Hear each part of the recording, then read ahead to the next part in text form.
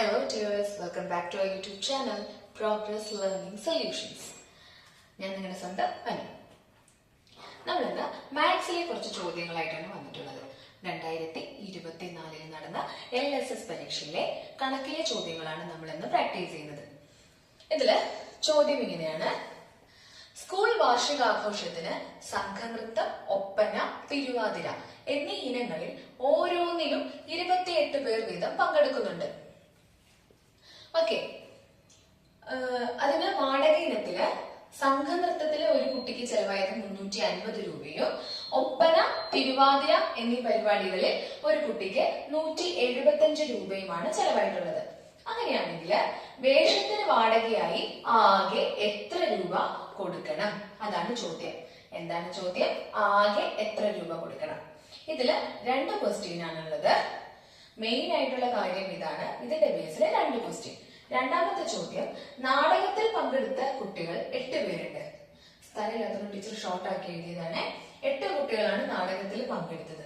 അവർക്ക് ആകെ ചെലവായത് 864 രൂപയാണ്. അവര് 8 പേരും തുല്യമായിട്ട് ആ പൈസ വീതിച്ചെടുക്കാനാണ് തീരുമാനിച്ചത്. അങ്ങനെയാണെങ്കിൽ ഒരു കുട്ടിക്ക് എത്ര രൂപ? ഇതാണ് ചോദ്യം. നമുക്കൊന്നുകൂടെ ചോദ്യത്തിലേക്ക് പോകാം.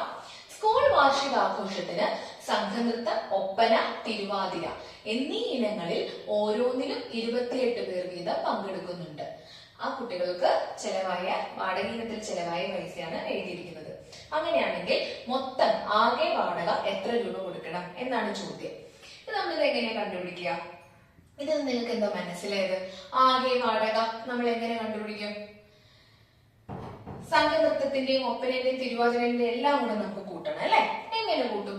ഈ 350 175 രൂപയും കൂട്ടിയാൽ മതിയോ? അത് പറ്റില്ല അല്ലെ? നമ്മളപ്പോ എന്താ ചെയ്യേണ്ടത്? ഇതില് പ്രധാനപ്പെട്ട ഒരു വരി ഇതാണ്: ഓരോന്നിനും 28 പേർ വീതമുണ്ട്.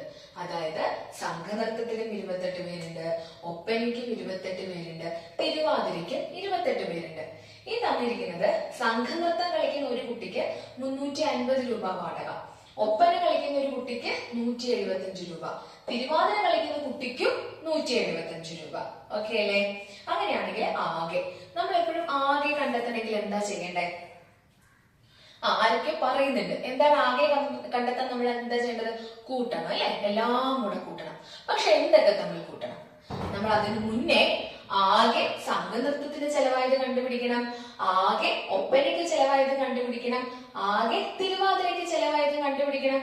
എന്നിട്ട് ഇത് 3ഉം കൂടെ കൂട്ടുമ്പോഴാണ് നമുക്ക് വേഷത്തിന്റെ വാടകയായി ആകെ എത്ര രൂപ കൊടുക്കണമെന്ന് തീരുമാനിക്കാൻ. ഓക്കെ, അപ്പൊ ഇപ്പൊ സംഘനൃത്തം 28 കുട്ടികളാണ് പങ്കെടുക്കുന്നത്.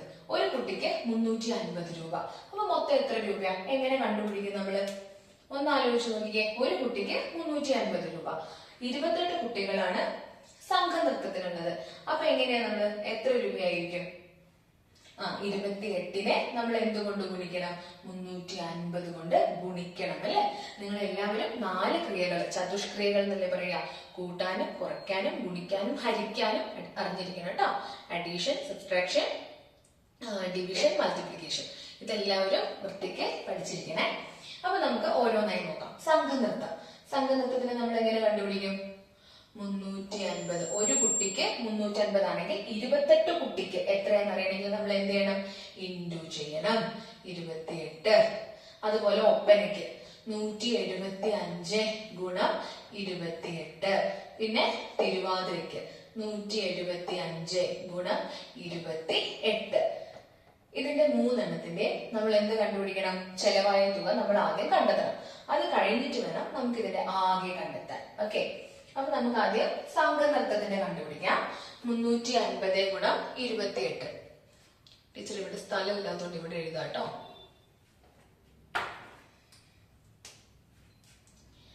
350 ഗുണം 28 ചെയ്ത് നോക്കാം നമുക്ക്. ആദ്യം നമ്മള് 1ന്റെ സ്ഥാനത്ത് തന്നെ ചെയ്യാം. 1ന്റെ സ്ഥാനത്ത് നിന്ന് ചെയ്യാം. ഗുണനം എങ്ങനെയാന്നുള്ള തുടക്കം തൊട്ടുള്ള ക്ലാസ്സിലേക്ക് ടീച്ചർ വരുന്നില്ല, അത് വേണമെങ്കിൽ പിന്നെ ഇടാം. നിങ്ങൾ എല്ലാവരും നിങ്ങളുടെ സ്കൂളിൽ തന്നെ ഏറ്റവും മികച്ച കുട്ടികളാണ് അല്ലെ. കഴിഞ്ഞ ഡിസംബറിൽ നടന്ന എക്സാമിന് ഏറ്റവും കൂടുതൽ മാർക്ക് വാങ്ങിയ കുട്ടികൾക്കാണല്ലോ LSSൽ എഴുതാൻ പറ്റാം. നിങ്ങൾ അങ്ങനെ സ്കൂളിൽ തെരഞ്ഞെടുത്ത കുട്ടികളാണ്. അതുകൊണ്ട് തന്നെ എങ്ങനെ ഗുണനം ചെയ്യാന്നുള്ളത് നമുക്ക് വേണമെങ്കിൽ പിന്നെ ഒരു വീഡിയോയിൽ ഇടാം. ടീച്ചർ ക്വസ്റ്റ്യൻ ആൻസേഴ്സ് മാത്രമാണ് ചെയ്തു പോകുന്നത് കേട്ടോ. ആദ്യം 1ന്റെ സ്ഥാനത്തിൽ നമ്മൾ ചെയ്തു 0. ഏതൊരു സംഖ്യയും 0 കൊണ്ട് ഗുണിച്ചാല് ഉത്തരം 0 തന്നെ ആയിരിക്കുമല്ലോ. പിന്നെ 8 40, 4 3 24 4 28. അപ്പൊ 1ന്റെ സ്ഥാനത്തുള്ള സംഖ്യ നമ്മൾ ഗുണിച്ചു കഴിഞ്ഞു. 10ന്റെ സ്ഥാനത്തെ സംഖ്യ 20ന്റെ കൂടെയാണ് നമ്മൾ ഇനി 350നെ ഗുണിക്കുന്നത്. അതുകൊണ്ട് തന്നെ നമ്മൾ ഇവിടെ ഒരു 0 ആദ്യം ഇട്ടുകൊടുത്തു. 2 × 0 0, 2 10, വീണ്ടും 0, ശിഷ്ടം 1, 2 3 6 1 7. പിന്നെ നമ്മൾ ഇതിനെ കൂട്ടുകയാണ് അല്ലേ വേണ്ടത്. 0 8 9. അപ്പൊ എത്ര കിട്ടി? സംഘനൃത്തത്തിന്റെ മാത്രമാണ് 9800 രൂപ. ഇനി ഇതേപോലെ ഒപ്പനയുടെയും തിരുവാതിരയുടെയും നമുക്ക് കണ്ടുപിടിക്കാം.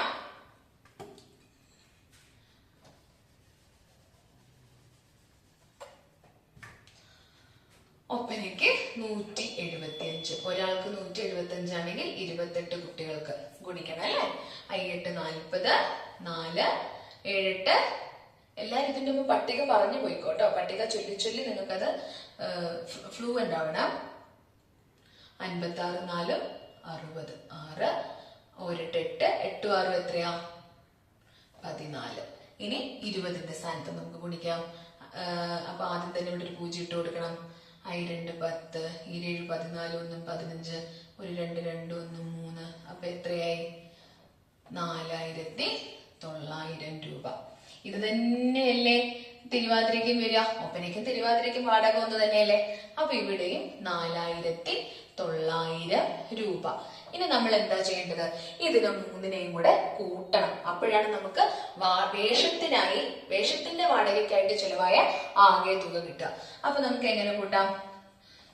9800 പ്ലസ് 4900 പ്ലസ് 4900. ഇത് 3ഉം കൂടെ കൂട്ടിയാൽ നമുക്ക് എന്ത് കിട്ടും? വാടകയ്ക്കായിട്ട് ആകെ ചെലവായത് കിട്ടും. കൂട്ടിയാലോ? 2 9 ഉണ്ട് അല്ലെ. 9 9 18. 18 8 എത്രയാ? 26. 4 4 8, 8 9 17, 17 2 19. അപ്പോ ആകെ ചെലവായത് ഇവിടെ 19600 രൂപയാണ്. ഇല്ലേ? ഇത് നിങ്ങൾക്ക് മനസ്സിലായി തോന്നുന്നു. ടീച്ചർ ഒന്നും കൂടെ പറയാതെ എങ്ങനെയാ ചെയ്തതെന്ന്. നമുക്ക് തന്നിരിക്കുന്ന ചോദ്യം ഇതാണ്. 3 ഇനത്തിലായിട്ട് സ്കൂൾ വാർഷികത്തിന് 3 ഇനത്തിലായിട്ട് കുട്ടികൾ പങ്കെടുത്തിട്ടുണ്ട്.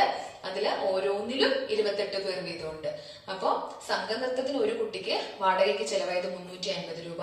ഒപ്പനയ്ക്കും തിരുവാതിരയ്ക്കും പങ്കെടുത്ത കുട്ടികൾക്ക് ഒരാൾക്ക് 175 രൂപ. അങ്ങനെയാണെങ്കിൽ ആകെ വാടകയായി എത്ര രൂപ കൊടുക്കണം? അപ്പൊ ആദ്യം നമ്മൾ സംഘനൃത്തത്തിന്റെ കണ്ടുപിടിച്ചു. ഒരു കുട്ടിക്ക് 350 രൂപയാണെങ്കിൽ 28 കുട്ടികൾക്ക് 350 × 28. ഒപ്പനയ്ക്ക് 175 രൂപ. ഒരു കുട്ടിക്ക് 175 ആണെങ്കിൽ 28 കുട്ടികൾക്ക് നമ്മൾ ഗുണിച്ചു 4900 രൂപ. അതേ എമൗണ്ട് തന്നെയാണ് ഏതിലും വരുന്നത്? തിരുവാതിരയ്ക്കും. കാരണം എന്താ? ഒരു കുട്ടിക്ക് 175 രൂപയാണ്. 28 കുട്ടികളാണ് പങ്കെടുത്തത് ഇല്ലേ? നമുക്ക് പ്രത്യേകം തന്നിട്ടുണ്ട്. എന്താണ്? സംഘനൃത്തം, ഒപ്പന, തിരുവാതിര എന്നീ ഇനങ്ങളിൽ ഓരോന്നിലും 28 പേർ വീതം പങ്കെടുക്കുന്നുണ്ട്. ഓക്കെ. അപ്പൊ ഇതെല്ലാം കൂടെ നമ്മൾ കൂട്ടിയപ്പോ നമുക്ക് എന്ത് കിട്ടി? ആകെ വാടക ഇനത്തിൽ എത്രയാന്ന് കിട്ടി. അപ്പൊ എത്ര കിട്ടി? 19600 രൂപ. പിന്നെ അടുത്ത സബ് ക്വസ്റ്റ്യൻ ഇതാണ്. ഇത് 4 മാർക്കിന്റെ കേട്ടോ. നമ്മൾ ഇപ്പൊ ചെയ്തത് ഇത്ര 4 മാർക്കിന്റെ ചോദ്യമാണ്. ഇനി 1 മാർക്കിന്റെ ഇതും കൂടെ മൊത്തം 5 മാർക്കിന്റെ ചോദ്യമാണ്. നോക്കാം. ഇവിടെ ചോദിച്ചത് ഇതാണ്. നാടകത്തിൽ പങ്കെടുത്ത കുട്ടികൾ. അപ്പൊ ഇത് കൂടാണ്ട് നാടകവും കൂടെ ഉണ്ടായിരുന്നേ. അതിൽ 8 കുട്ടികളാണ് പങ്കെടുത്തത്. അവർക്ക് ആകെ ചെലവായത് 864 രൂപയാണ് അവർക്ക് ആകെ ചെലവായത്. അവർ വീതിച്ചെടുക്കാൻ തീരുമാനിച്ചു. എങ്ങനെ വീതിക്കാൻ തീരുമാനിച്ചു? തുല്യമായി വീതിച്ചു. എങ്ങനെയാ നമ്മൾ തുല്യമായി വീതിക്കുക? തുല്യമായി വീതിക്കണമെങ്കിൽ നമ്മൾ എന്ത് ചെയ്യണം? ഒന്ന് ആലോചിച്ച് നോക്കിക്കേ. തുല്യമായി വീതിക്കണമെങ്കിൽ നമ്മൾ ഹരിക്കണം അല്ലെ. തുല്യമായി നമ്മൾ വീതിക്കണമെങ്കിൽ എന്ത് ചെയ്യണം? ഹരണക്രിയയാണ് നമ്മൾ ചെയ്യേണ്ടത്. അപ്പോ 864 ഹരണം ടീച്ചറോട് എഴുതാം 864 ഹരണം 8. ക്രിയ ചെയ്താലോ? നിങ്ങൾ ബുക്കിന്റെ വലതുവശത്ത് വൃത്തിക്കും മാർജിനൊക്കെ വരച്ചു വേണം കേട്ടോ ചെയ്യാൻ. ടീച്ചറിന്റെ ബോർഡിൽ സ്ഥലം ഇല്ലാത്തതുകൊണ്ടാണ് ടീച്ചർ ഇങ്ങനെ ചെയ്തത്. അപ്പൊ 864 ഹരണം 8. 8ന്റെ പട്ടികയൊക്കെ എന്റെ എല്ലാ മിടുക്കന്മാർക്കും മിടുക്കുകൾക്കും അറിയാവുന്ന ടീച്ചർക്ക് അറിയാട്ടോ. നോക്കണേ, അറിയാത്ത ഏതെങ്കിലും കൂട്ടുകാരുണ്ടെങ്കിൽ ഉടനെ പഠിക്കണം. അപ്പൊ 864 8 കൊണ്ട് നമ്മൾ ഹരിക്കാൻ പോവാണ്. അപ്പൊ 864 ഹരണം 8 നോക്കാം. 864 ആണ് അല്ലെ. 8 100 6 10 4 ഒന്നുകളും. എന്താണ് 864? 8 100 6 10 4 ഒന്നുകളുമാണ്. അപ്പൊ നമുക്ക് ആദ്യം 8 100 നോക്കാം അല്ലെ. അതിൽ എത്ര 8 ഉണ്ട്?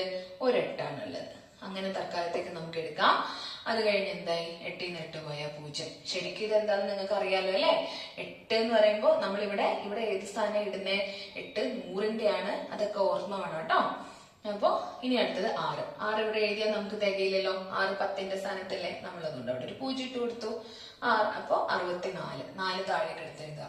64 എത്ര 8 ഉണ്ട്? 8 8കളുണ്ട്. 8 64. ശിഷ്ടം 0 വന്നു. ഹരണക്രിയ കഴിഞ്ഞു. അപ്പൊ ഒരു കുട്ടിക്ക് അവിടെ ചെലവായത് എത്ര രൂപയാണ്? 108 രൂപ. എത്ര രൂപയാണ് ഒരു കുട്ടിക്ക് ചെലവായത്? 108 രൂപ. അപ്പൊ ഇവിടെ എന്താ പറഞ്ഞത്? നാടകത്തില് 8 കുട്ടികൾ പങ്കെടുത്തു. അവർക്ക് ആകെ ചെലവായത് 864 രൂപയാണ്. അവർ 8 പേരും തുല്യമായിട്ടാണ് വീതിക്കുന്നതെങ്കിൽ ഒരു കുട്ടി എത്ര രൂപ വീതം എടുക്കേണ്ടി വരും എന്നുള്ളതായിരുന്നു ചോദ്യം. അങ്ങനെ കിട്ടുമ്പോൾ നമ്മൾ എന്താ ചെയ്യേണ്ടത്? മൊത്തം 864 രൂപയാണ് തന്നിട്ടുണ്ട്. 8 കുട്ടികളാണ് തന്നിട്ടുണ്ട്. അപ്പൊ ഒരു കുട്ടിക്ക് എത്ര ചെലവായി എന്നറിയണമെങ്കിൽ നമ്മൾ എന്ത് ചെയ്യണം? ഹരണക്രിയയാണ് അവിടെ ചെയ്യേണ്ടത്. ഓക്കെ അല്ലെ. അപ്പൊ നമ്മൾ 864നെ 8 കൊണ്ട് ഹരിച്ചു. എത്ര കിട്ടി?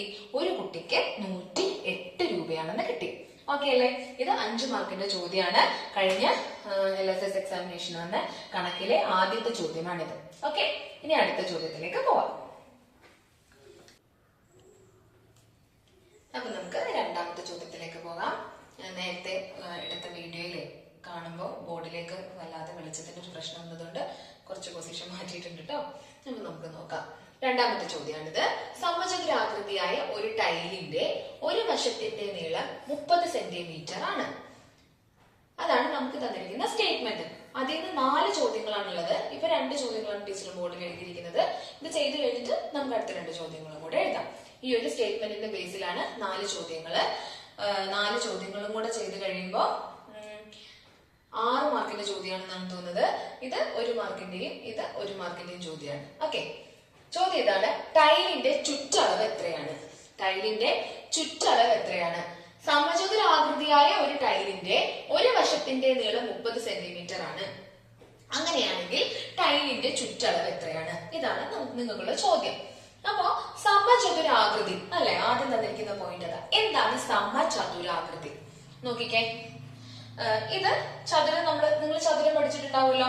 ചതുരം ഇതിപ്പോ ഒരു ചതുരമാണ്. പക്ഷെ ഇത് സമചതുരമാണോ? അല്ല അല്ലെ. എങ്ങനെയാ?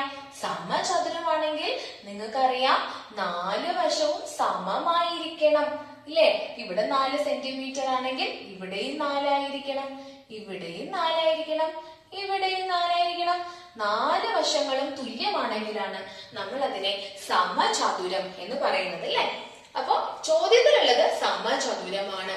സമചതുരാകൃതിയിലുള്ള ഒരു ടൈൽ, അതിന്റെ ഒരു വശത്തിന്റെ നീളം, ഇതിപ്പോ സമചതുരാകൃതിയുള്ള ടൈലാണെന്ന് കരുതുക. ഇതിന്റെ ഒരു വശത്തിന്റെ നീളം 30 സെന്റിമീറ്റർ ആണ്. അങ്ങനെയാണെങ്കിൽ എല്ലാ വശവും 30 സെന്റിമീറ്റർ ആണെന്ന് അറിയാലോ നിങ്ങൾക്ക് എല്ലാവർക്കും. സമചതുരല്ലേ. അപ്പൊ ടീച്ചർ നോക്കിക്കേ, ഒരു ചതുരം വരച്ചിട്ട് ഞാൻ എല്ലാ വശത്തിനും ഈ അളവ് കൊടുത്തിട്ടുണ്ട്. ഓക്കെ, 4 വശവും 30 സെന്റിമീറ്റർ. ഇനി എന്താ ചോദ്യം? ടൈലിന്റെ ചുറ്റളവ് എത്രയാണ്? എന്തളവാണ് വേണ്ടത്? ചുറ്റളവ്. എങ്ങനെ ചുറ്റളവ് കണക്കാക്കുക? നിങ്ങൾക്ക് കൺഫ്യൂസ്ഡ് ആവുന്ന 2 അളവുകളുണ്ട്. ഒന്ന് ചുറ്റളവും ഒന്ന് പരപ്പളവും. എന്തൊക്കെയാണ്? ഒന്ന് ചുറ്റളവ് അഥവാ പെരിമീറ്റർ, അടുത്തത് പരപ്പളവ് അഥവാ ഏരിയ. നോക്കാം. ഇപ്പൊ ഇതൊരു ബുക്കാണ് അല്ലെ. ഇത് സമചതുരമൊന്നും അല്ല കേട്ടോ. ടീച്ചറിന്റെ കയ്യിലുള്ള ഒരു ബുക്കാണ് ടീച്ചർ എടുത്തത്. ഇതൊരു ബുക്കാണ്, പക്ഷെ ഇതൊരു ചതുരമാണ് അല്ലെ.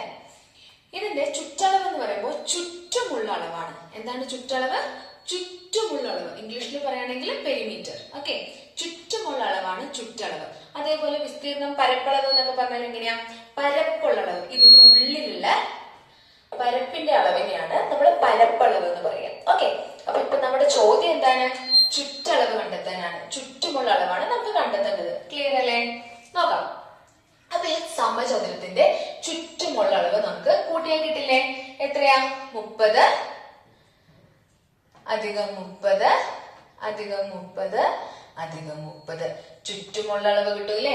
പക്ഷെ എനിക്കറിയാം 30നെ 4 പ്രാവശ്യം കൂട്ടുന്നതിനേക്കാൾ എളുപ്പമായിട്ട് എന്റെ മിടുക്കന്മാരും മിടുക്കികളും 30നെ 4 കൊണ്ട് ഗുണിച്ച് വേഗം ഉത്തരത്തിലേക്ക് എത്തുന്ന ടീച്ചർക്ക് അറിയാം. അപ്പൊ 30 ഗുണം 4 എത്രയാ? 120 സെന്റിമീറ്റർ. നിങ്ങളിത് കണ്ടുപിടിക്കില്ലേ? അല്ലെ? വളരെ എളുപ്പമുള്ള ചോദ്യമാണ് അല്ലെ? അതുകൊണ്ട് തന്നെ ഇതിന് 1 മാർക്കേ ഉള്ളൂ. അടുത്തതിലേക്ക് നമുക്ക് പോകാം. രണ്ടാമത്തെ ചോദ്യം. ഒരു ടൈലിനെ ഒരേപോലെയുള്ള ചതുരാകൃതിയായ 2 കഷ്ണങ്ങളാക്കിയാൽ ഒരു കഷണത്തിന്റെ നീളം എത്ര? എന്താണ് ചോദ്യം? ശ്രദ്ധിച്ചു നോക്കിക്കേ. ഒരു ടൈലിനെ ഒരേപോലെയുള്ള ചതുരാകൃതിയാക്കിയാൽ മതി. സമചതുരാകൃതി നമുക്ക് ആക്കേണ്ട ആവശ്യമില്ല. ചതുരാകൃതിയായ 2 കഷണങ്ങളാക്കിയാൽ ഒരു കഷണത്തിന്റെ നീളം. നോക്കിക്കേ, ഇത് നമ്മുടെ ആദ്യത്തെ സമചതുരത്തിലുള്ള ടൈല്.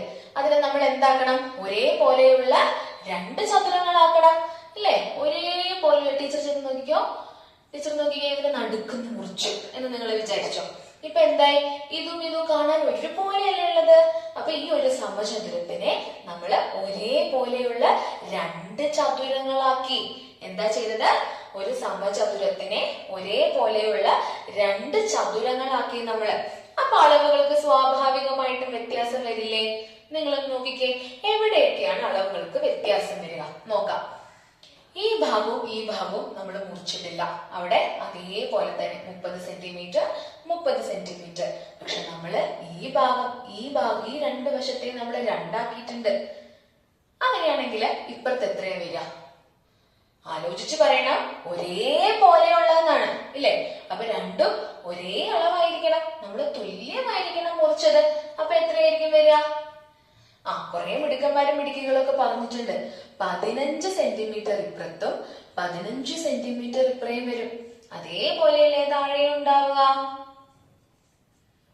ശരിയല്ലേ ടീച്ചർ ചെയ്തത്? ഓക്കെ. അപ്പൊ ഒരു സമചതുരത്തിനെ ഒരേപോലെയുള്ള ചതുരാകൃതിയായ 2 കഷ്ണങ്ങളാക്കി നമ്മൾ. അങ്ങനെയാണെങ്കിൽ ഒരു കഷ്ണത്തിന്റെ നീളം. അപ്പൊ നമ്മൾ എന്താ ചെയ്യേണ്ടത്? ഈ ഒരു കഷ്ണത്തിന്റെ മാത്രം നമ്മൾ എടുത്താൽ മതി. കണ്ടോ? ഈ ഒരു കഷ്ണത്തിന്റെ നീളം മാത്രം നമുക്ക് എടുക്കാം. എത്രയാ നീളം കിട്ടുക? ഒരു കഷ്ണത്തിന്റെ നീളം എത്രയാ? നിങ്ങൾ പറഞ്ഞേ. നമുക്ക് എത്ര കിട്ടിയ അളവ്? ഇവിടെ 30, ഇവിടെ 15 ഇല്ലേ? ക്ലിയർ അല്ലേ? എന്തെങ്കിലും സംശയം ഉണ്ടോ നിങ്ങൾക്ക്? അപ്പൊ ഇതിന്റെ ബേസിലുള്ള 2 ചോദ്യങ്ങൾ കഴിഞ്ഞു. ഇനി 2 ചോദ്യങ്ങൾ കൂടെ ഉണ്ട് കേട്ടോ. ടീച്ചർ അപ്പോഴേക്കും അതും കൂടെ ഒന്ന് ബോർഡിൽ എഴുതട്ടെ. ഓക്കെ. നിങ്ങൾ വിചാരിക്കില്ല പെട്ടെന്ന് എന്താ ടീച്ചറിന്റെ സെറ്റപ്പ് മൊത്തവും മാറിയെന്ന്. നേരത്തെ എടുത്ത വീഡിയോ കാണുമ്പോൾ നിങ്ങൾക്ക് അതിൽ കാണാൻ ഒരു ബുദ്ധിമുട്ടുള്ളതുപോലെ ടീച്ചർക്ക് തോന്നി. അതുകൊണ്ട് ഞാനത് എന്താക്കി? ബോർഡിന്റെ മറുവശമാക്കി ചോപ്പ് കൊണ്ട് എഴുതാന്ന് കരുതി. ഓക്കെ. അപ്പോ നമ്മൾ നേരത്തെ കണ്ട ക്വസ്റ്റ്യൻ തന്നെയാണിത്. സമചതുരാകൃതിയായ ഒരു ടൈലിന്റെ ഒരു വശത്തിന്റെ നീളം 30 സെന്റിമീറ്റർ ആണ്. ഓക്കെ. അതിൽ 2 സബ് ക്വസ്റ്റ്യൻ നമ്മൾ ചെയ്തു, 1 മാർക്കിന്റെ വീതമുള്ള. ഈ ചോദ്യത്തിന് 1 മാർക്ക് തന്നെയാണ്. നോക്കാം. 4 ടൈലുകൾ സമചതുരാകൃതിയിൽ ചേർത്ത് വെച്ചാൽ അതിന്റെ ഒരു വശം എത്രയായിരിക്കും? നോക്കാം. 4 ടൈലുകൾ സമചതുര ആകൃതിയിൽ ചേർത്ത് വെച്ചാൽ അതിന്റെ ഒരു വശം എത്രയായിരിക്കും? 4 ടൈലാണ് നമുക്ക് ചേർത്ത് വെക്കേണ്ടത് അല്ലെ? തോന്നിയതുപോലെ ചേർത്ത് വെക്കാവോ? എന്തോ ഒരു കാര്യമില്ലേ ചോദ്യത്തില്? എന്താ? സമചതുര ആകൃതിയിൽ തന്നെ ചേർത്ത് വെക്കണം. നമ്മുടെ കയ്യില് 4 സമചതുരങ്ങളുണ്ട്. അതിനെ ചേർത്ത് വെച്ച് നമ്മൾ ഒരു വലിയ സമചതുരം ഉണ്ടാക്കണം. നിങ്ങൾക്കറിയാം. ഒരെണ്ണം ടീച്ചർ ഇങ്ങനെ വെച്ചു, ഒരെണ്ണം ടീച്ചർ ഇങ്ങനെ വെച്ചു. ഇപ്പൊ അത് ദീർഘചതുരായില്ലേ? ഒന്നുകൂടെ ടീച്ചർ ഇങ്ങനെ വെച്ചു, ഒന്നുകൂടെ ഇങ്ങനെ വെച്ചു. ഇപ്പൊ നമ്മള് 4 ചതുരങ്ങൾ ചേർത്തില്ലേ? 4 സമചതുരങ്ങൾ വെച്ച് നമ്മൾ വലിയൊരു സമചതുരം ഉണ്ടാക്കി അല്ലേ? നമുക്കറിയാം ഓരോ ചതുരത്തിനും 30 സെന്റിമീറ്റർ ആയിരുന്നില്ലേ എല്ലാ വശവും? അല്ലായിരുന്നോ? ചോദ്യത്തിൽ തന്നെ ഉണ്ടല്ലോ. ഒരു വശം 30 സെന്റിമീറ്റർ ആയ സമചതുര ടൈലുകളാണ് അല്ലേ? കണ്ടോ? അപ്പൊ നമ്മള് 4 കഷ്ണമാണ് എടുത്തു വെച്ചിരിക്കുന്നത്. അപ്പോ ഇനിയിപ്പോ നമുക്ക് ചോദ്യത്തിലേക്ക് കിടക്കാം. നിങ്ങൾക്ക് മനസ്സിലായി തോന്നുന്നു. ചോദ്യം ഇതാണ്: 4 ടൈലുകൾ സമചതുരാകൃതിയിൽ ചേർത്ത് വെച്ചാൽ അതിന്റെ ഒരു വശം എത്ര? കണ്ടോ, എത്ര എളുപ്പം കണ്ടുപിടിക്കാം. ഇപ്പൊ തന്നെ എല്ലാവരും ഉത്തരം വിളിച്ചു പറയുന്നുണ്ട് അല്ലെ? എത്രയാ നോക്കിക്കേ. നമ്മള് 4 ചതുരമാണ് ഒരുമിച്ച് വെച്ചത് അല്ലെ? ഒരു വശത്തിന് 30 സെന്റിമീറ്റർ ആണെന്ന് നമുക്കറിയാം. അപ്പോ അതിന്റെ രണ്ട് വശം ചേർത്ത് വരുമ്പോഴല്ലേ ഒരു ഭാഗം ഉണ്ടാകുന്നത്. അപ്പൊ ഇവിടെ എത്രയായി? ഇവിടുത്തെ 30, ഇവിടുത്തെ 30, മൊത്തം എത്ര സെന്റിമീറ്റർ ആയി? 60 സെന്റിമീറ്റർ. എത്ര സെന്റിമീറ്റർ ആയി? 60 സെന്റിമീറ്റർ. നിങ്ങൾ ഇതുപോലെ ചെറിയ രീതിയിൽ ക്വസ്റ്റ്യൻ പേപ്പറിന്റെ സൈഡിൽ ചിത്രമൊക്കെ വരച്ച് നിങ്ങൾ ചെയ്തു നോക്കണം കേട്ടോ. അതാണ് വളരെ എളുപ്പം നിങ്ങൾക്ക് മനസ്സിലാകും. കുറെ തെറ്റുകൾ ഒഴിവാകുകയും ചെയ്യും. ഓക്കെ, ഇനി അടുത്ത ചോദ്യം, ഇതിന്റെ ലാസ്റ്റ് ക്വസ്റ്റ്യൻ. അത് 2 മാർക്കിന്റെ ചോദ്യമാണ് കേട്ടോ. അത് ചോദ്യം ഇത്രയേ ഉള്ളൂ. 2 ടൈലുകൾ ചേർത്ത് വെച്ച് നോക്കണേ. 2 ടൈലുകൾ ചേർത്ത് വെച്ചാൽ കിട്ടുന്ന ചതുരത്തിന്റെ ചുറ്റളവ്. ഓക്കെ, ഇപ്പൊ ഇത് ഒരു ചതുരം, 30 സെന്റിമീറ്റർ 4 വശത്തുമുള്ള ഒരു സമചതുരം. ഇനി നമ്മൾ ഇതിന്റെ കൂടെ ഒരു ചതുരം കൂടെ ചേർത്ത് വെക്കാം. കണ്ടോ, ഇപ്പൊ ഇത് ഒരു ദീർഘചതുരമായി ഇല്ലേ? ഓക്കെ, ഇതാണ്. ഇനി ഇതിന്റെ ചുറ്റളവാണ് നമ്മൾ കണക്കാക്കേണ്ടത്. എന്താണ് ചുറ്റളവ്? ടീച്ചർ നേരത്തെ പറഞ്ഞു തന്നിരുന്നു. ചുറ്റളവ് എന്ന് വെച്ചാൽ ചുറ്റുമുള്ള അളവാണ്. എന്താണ് ചുറ്റളവ്? ചുറ്റുമുള്ള അളവാണ് ചുറ്റളവ് അഥവാ പെരിമീറ്റർ. നോക്കാം, ഇപ്പൊ ഇതിന്റെ ചുറ്റുമുള്ള അളവ് നോക്കണം. നോക്കിയാലോ, ഇവിടെ രണ്ടും കൂടെ എത്രയായി? 60ആയി. ഇവിടെയോ? ഇവിടെ 60. ഇവിടെ എത്രയാ? പഴയതുപോലെ തന്നെ അല്ലെ? 30. ഇനി ഇത് 4 കൂടെ കൂട്ടിയ പോലെ ചുറ്റുമുള്ള അളവ് കണ്ടുപിടിക്കാൻ കൂട്ടിയാലോ? 60 + 60. എനിക്കറിയാം 260 കൂട്ടുന്നതിനേക്കാളും പകരം 60നെ 2 കൊണ്ട് ഗുണിച്ചാൽ പോലെ ടീച്ചറെ നല്ല ചോദിക്കുന്നേ. നിങ്ങൾ ചെയ്തോ കേട്ടോ? 120. പിന്നെയോ 30 + 30. 30നെ 2 കൊണ്ട് ഗുണിച്ചാലും മതി. 60. രണ്ടും കൂടെ കൂട്ടുമ്പോ നമുക്ക് എത്ര കിട്ടി? 180 സെന്റിമീറ്റർ. എത്രയാണ് നമുക്ക് ഇതിന്റെ ചുറ്റളവ്? 180 സെന്റിമീറ്റർ. ഇത് മൊത്തം 5 മാർക്കിന്റെ ചോദ്യമാണ്. ഈ ഒരു ചോദ്യത്തിന് മാത്രം 2 മാർക്കാണുള്ളത്.